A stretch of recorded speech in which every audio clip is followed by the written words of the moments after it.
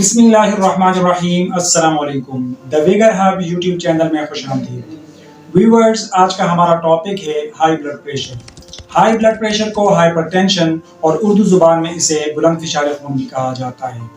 آج کی اس سیشن میں ہم بات کریں گے کہ بلڈ پریشر کیا ہے، بلڈ پریشر ہائی کیوں ہوتا ہے، اگر بلڈ پریشر کنٹرول میں نہ رہے تو کیا کمپلیکیشنز ہو سکتی ہیں، کیا پیچیدگیاں ہو سکتی ہیں، اس کی علامات کیا ہیں، اس کے کیا رسک فیکٹرز ہیں اور اس کا علاج کیا ہے۔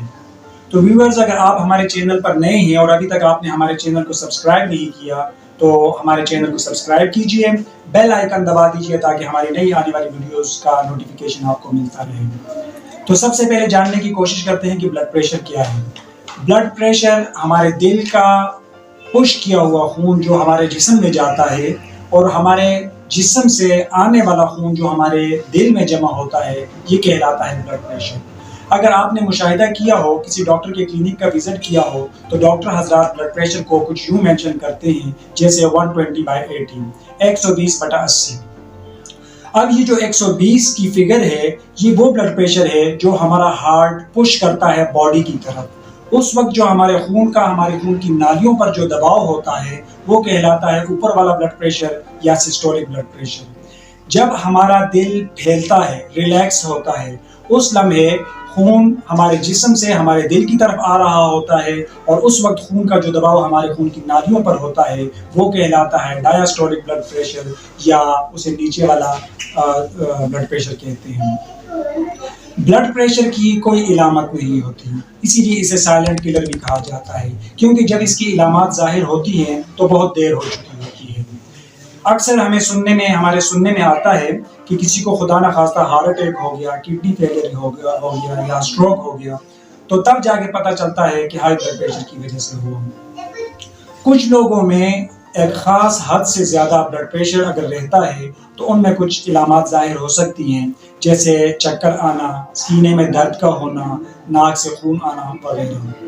ایک صحت مند بالغ انسان کا نارمل بلڈ پریشر ہوتا ہے 120/80 سے کم، اور اگر بلڈ پریشر 140/90 تک پہنچ جائے یا اس سے زیادہ ہو جائے تو یہ کہلاتا ہے ہائی بلڈ پریشر یا ہائپر ٹینشن۔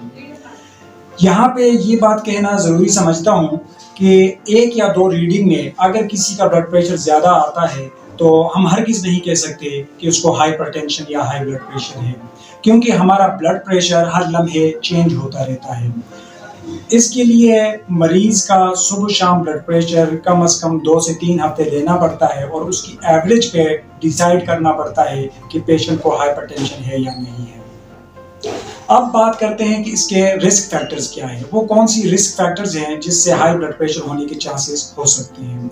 سب سے پہلے ہے جینیٹک۔ اگر کسی کے پیرنٹس میں، اس کے فور فادرز میں اگر کسی کو بلڈ پریشر ہے تو ہو سکتا ہے کہ ان کی آنے والی نسلوں میں کسی کو ہائی بلڈ پریشر ہو۔ دوسرا فیکٹر اس کا ہے ایج۔ اگر کسی کی عمر 50 سال یا اس سے بڑھ جائے تو ان کو ہائی بلڈ پریشر ہونے کے چانسز ہو سکتے ہیں۔ وہ لوگ جو سوڈیم کا استعمال زیادہ کرتے ہیں، نمک کا استعمال زیادہ کرتے ہیں، ان کے اندر بھی ہائی بلڈ پریشر ہونے کے چانسز ہو سکتے ہیں۔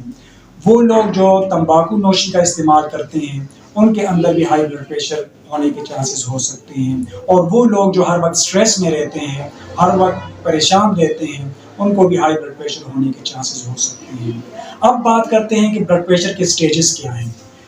بلڈ پریشر کی سٹیجز کچھ اس طرح سے ہیں کہ اگر بلڈ پریشر رہتا ہے 120/80 یا اس سے کم تو یہ کہلاتا ہے نارمل بلڈ پریشر، اور اگر بلڈ پریشر بڑھ جاتا ہے 120 سے لے کے 139/80 ہوتا ہے تو that's called elevated blood pressure.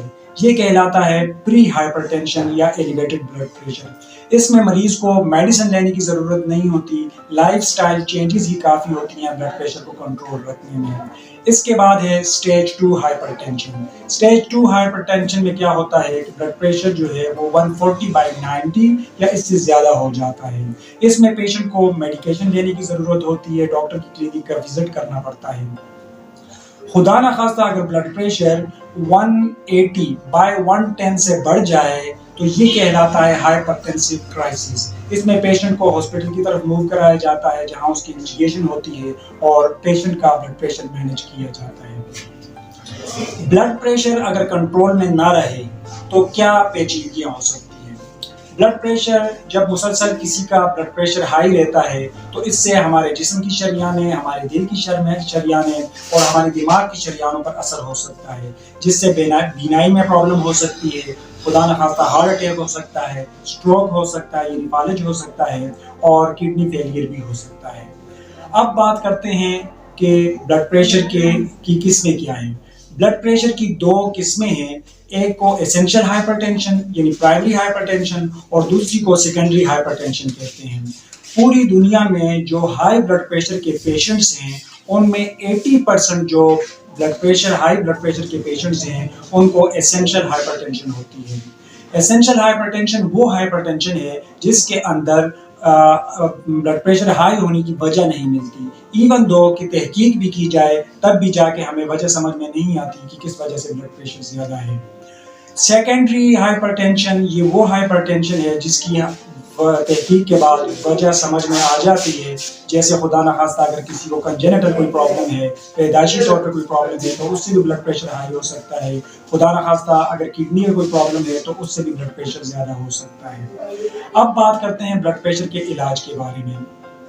ابتدائی طور پہ ہائپر ٹینشن کو کنٹرول کرنے کے لیے لائف سٹائل چینجز ہی کافی ہوتی ہیں، یعنی اگر ہم اپنا وزن کم کریں، ہم سوڈیم کا سالٹ کا استعمال کم کریں، ہم ریگولر ایکسرسائز کریں، ہم واک کریں، اور اس کے لیے جو ریکمینڈڈ ہے وہ ہے 30 منٹ کی واک ہفتے میں 5 دن۔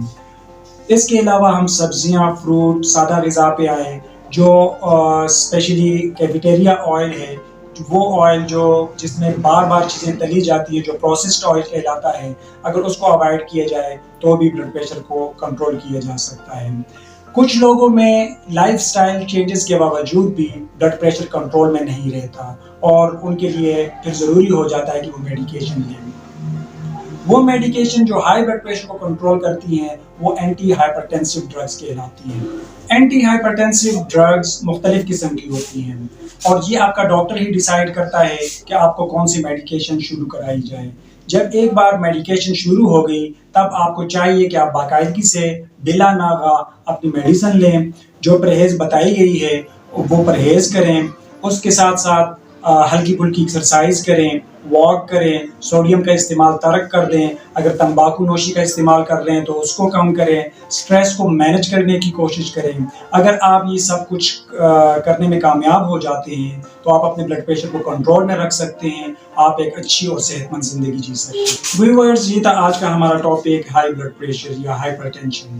اگر آپ کو ویڈیو پسند آئی ہے تو لائک کیجئے گا، اور اگر آپ نے ابھی تک ہمارے چینل کو سبسکرائب نہیں کیا تو سبسکرائب کیجئے، بیل آئیکن دبا دیجئے تاکہ ہماری نئی آنے والی ویڈیوز کا نوٹیفیکیشن آپ کو ملتا رہے۔ آج کے لیے اتنا ہی، اپنا خیال رکھیے، ملتے ہیں بہت جلد ایک نئی ویڈیو کے ساتھ۔ اللہ حافظ۔